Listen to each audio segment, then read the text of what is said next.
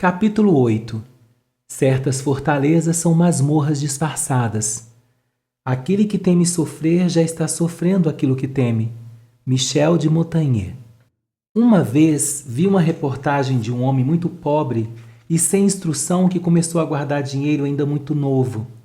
Praticamente todo o dinheiro que recebia ele guardava debaixo do colchão. Passado muitos anos, contabilizou sua quantia e viu que estava milionário.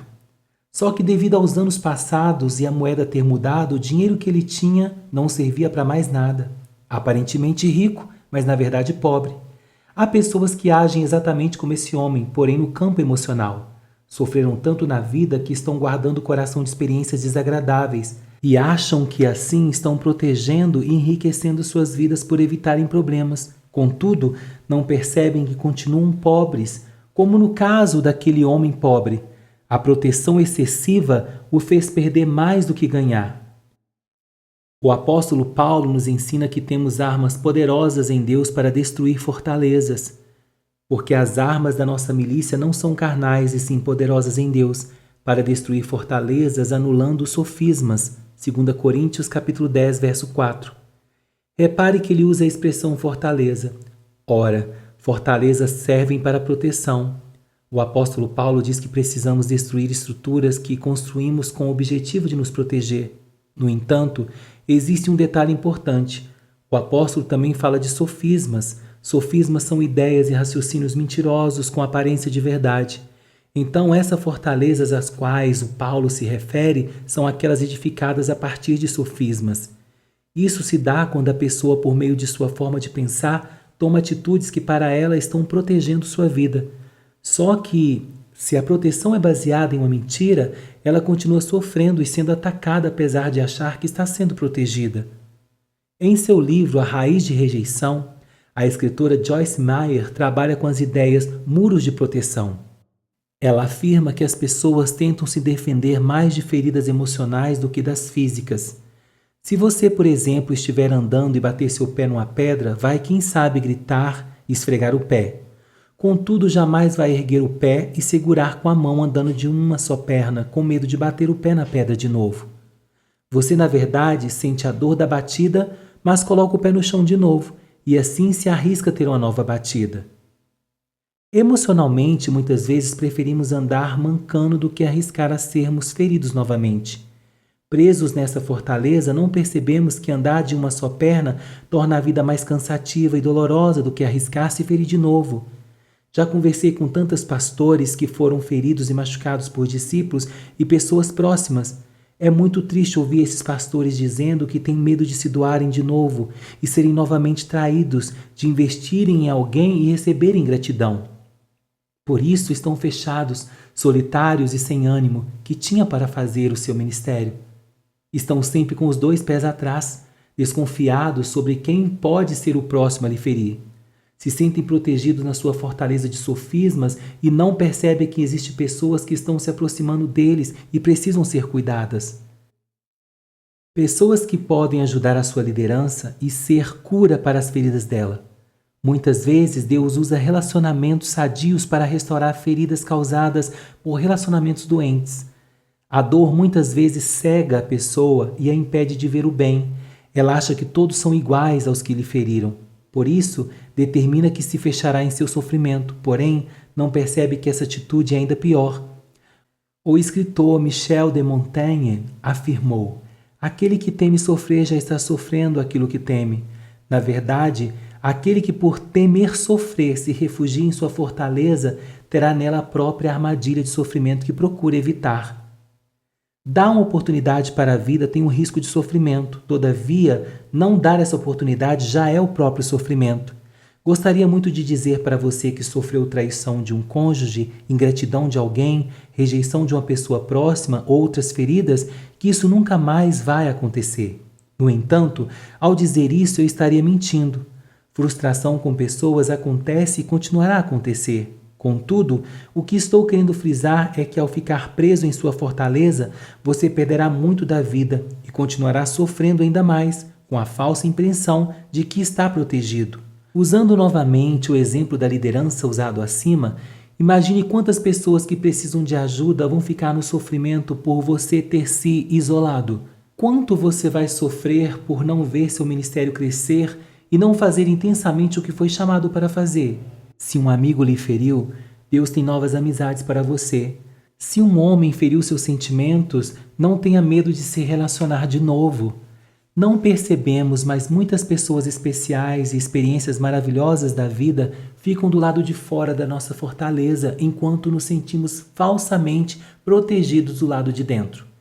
Embora traído por Judas, Jesus não tratou todos como Judas.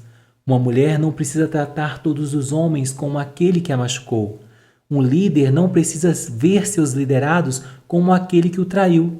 Essa tendência generalizadora de ver em todo o rosto uma possibilidade de ser ferido outra vez é o que nos leva a nos trancar em nossas fortalezas.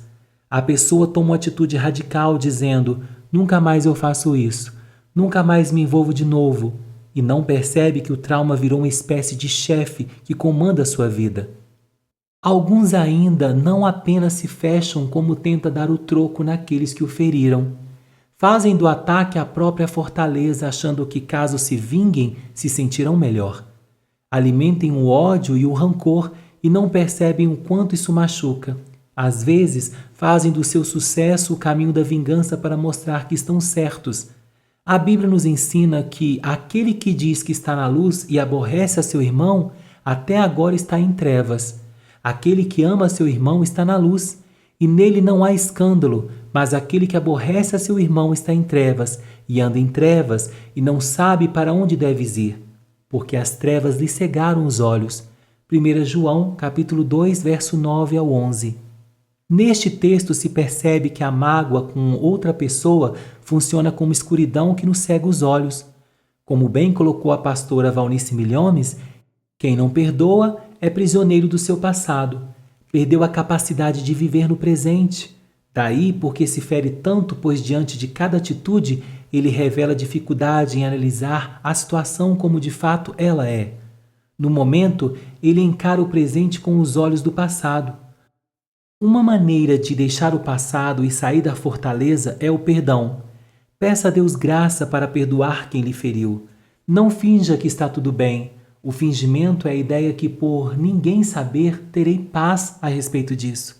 Mas não é por ninguém saber que você não sofrerá, pois o que dói quando você sabe e ninguém mais sabe pode ser ainda pior. O isolamento causado pelo fingimento pode aumentar ainda mais o sofrimento, pois precisamos de conselhos e de pessoas para nos ajudar e chorar conosco. Muitos homens fingem que está tudo bem, e não percebe que suas esposas ficam tristes por não poderem ajudar os seus maridos em questões que os afligem. Na verdade, quando fingimos, acabamos deixando o copo cheio até a boca, sem que o outro saiba. Aí, por ignorância, o outro traz uma gota de problema e vemos tudo aquilo derramar sobre pessoas que nada têm a ver com a mágoa presente. Para evitar a rejeição que os pais, amigos ou outros tiveram com eles, alguns não se privam de experiências e nem procuram dar o troco por mágoa, porém, procuram fazer de tudo para agradar o outro, como disse no capítulo anterior. Tentam comprar proteção não fazendo nada de errado, sempre dizem sim para não ficarem mal com ninguém e não percebem que sua fortaleza acaba sobrecarregando demais sua vida. O que acaba acontecendo é que essa pessoa, por fazer muita coisa, não faz nada bem e é cobrada por isso. Na cobrança, ela se sente desvalorizada e rejeitada. Assim, a forma de ela se proteger se tornou o cativeiro que tanto temia. Alguns usam até mesmo a própria dor para evitar que o outro despreze. Certa vez, conheci a história de uma mulher que mendigava nas ruas, usando sua ferida para receber mais ajuda. Ela tinha um machucado na altura do tornozelo e percebia que quando esse machucado estava aberto, as pessoas ficavam mais sensíveis à sua necessidade e não rejeitariam seu pedido. Então, quando o machucado estava cicatrizando, ela usava um pedaço de pau e cutucava a ferida até voltar a sair sangue, para ela poder sair à rua para mendigar. Algumas pessoas estão cutucando sua dor, suas feridas para continuarem a serem aceitas pelo outro. Usam sua debilidade como moeda de troca para sentirem as pessoas gostarem dela. Isso as mantém mendigas e doentes emocionalmente. Todavia, o que importa para elas é não serem rejeitadas. Deixe que alguém maior lhe defenda. O salmista disse: a minha carne e o meu coração desfalecem, mas Deus é a fortaleza do meu coração. Salmo 73, 26. Deus, a própria verdade, não usa fortaleza de sofismas. Deve ser sua defesa. Ele é o advogado que nos defende no tribunal da vida. Não perca sua vida tentando se defender de coisas e permanecendo sendo atacado. Quem nos defende sabe bem o sofrimento que passamos. Como bem expressa a pastora Valnice Milhones em seu livro Personalidades Restauradas, Jesus passou pelas mais diversas feridas emocionais que os homens podem passar. Ele foi traído por um amigo íntimo, e ele respondendo disse: o que mete comigo a mão no prato, esse me há de trair. Mateus 26, 23. Foi rejeitado. Veio para os seus e os seus não o receberam. João 1, 11. Era desprezado e rejeitado dos homens. Isaías 53, verso 3a. Até sua família o rejeitou. Seus irmãos disseram que ele estava louco. João 7, verso 1 ao 5. Marcos 3, verso 21. Foi acusado injustamente e caluniado. Mas os fariseus, ouvindo isso, diziam: este não expulsa os demônios, senão por Beelzebul, príncipe dos demônios. Mateus 12, 24. O mestre foi odiado a ponto de dizerem: mate-o, crucifica-o. Foi esquecido e abandonado. Quando preso no Getsemane, todos os discípulos o abandonaram, e um deles negou 3 vezes tê-lo conhecido. Traído, rejeitado, injustiçado, odiado, abandonado. Deixe quem entende sua dor cuidar das suas feridas. Deixe ele ser a sua defesa. Quando Jesus foi crucificado, não abriu sua boca para ficar se defendendo e atacando verbalmente, o qual, quando o injuriavam, não injuriava, e quando padecia, não ameaçava, mas entregava-se àquele que julga justamente. 1 Pedro capítulo 2, verso 23.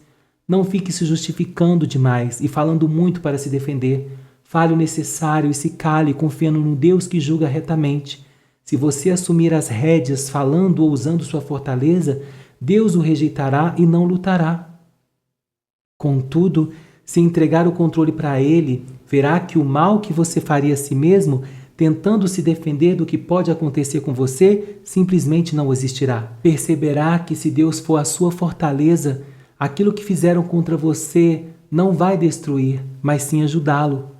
Os irmãos de José o rejeitaram. Saul perseguiu Davi. Judas traiu Jesus. No entanto, todo o mal que os outros tentaram contra eles, Deus transformou em bênção para os mesmos e para muitos com os quais futuramente eles se relacionariam. O próprio José reconheceu isso quando chegou ao palácio no Egito, depois da rejeição dos irmãos. Agora, não fiquem tristes nem aborrecidos com vocês mesmos por terem me vendido a fim de se trazido para cá. Foi para salvar vidas que Deus me enviou na frente de vocês. Gênesis 45, verso 5, NTLH. Jesus é a pedra principal que alguns rejeitaram. A pedra que os construtores rejeitaram veio a ser a mais importante de todas. 1 Pedro, capítulo 2, verso 7. A rejeição de hoje pode ser o anúncio da glória de amanhã. Quem deixa Deus o defender sabe que mal nenhum feito pelo homem impedirá de chegarmos onde Deus disse que chegaria.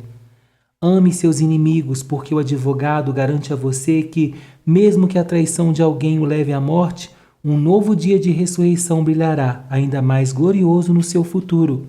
Permita que as armas do poder e o amor de Deus destruam suas fortalezas, anulando todo o sofisma que faz você tentar criar estruturas mentais para se defender.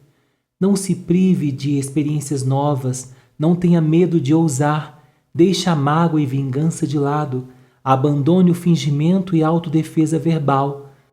Não use sua dor e nem tente ganhar a proteção de ninguém fazendo tudo o que ela deseja. Do contrário, você estará guardando moedas no colchão e se mantendo na mesma pobreza de sempre, embora você ache que está rico.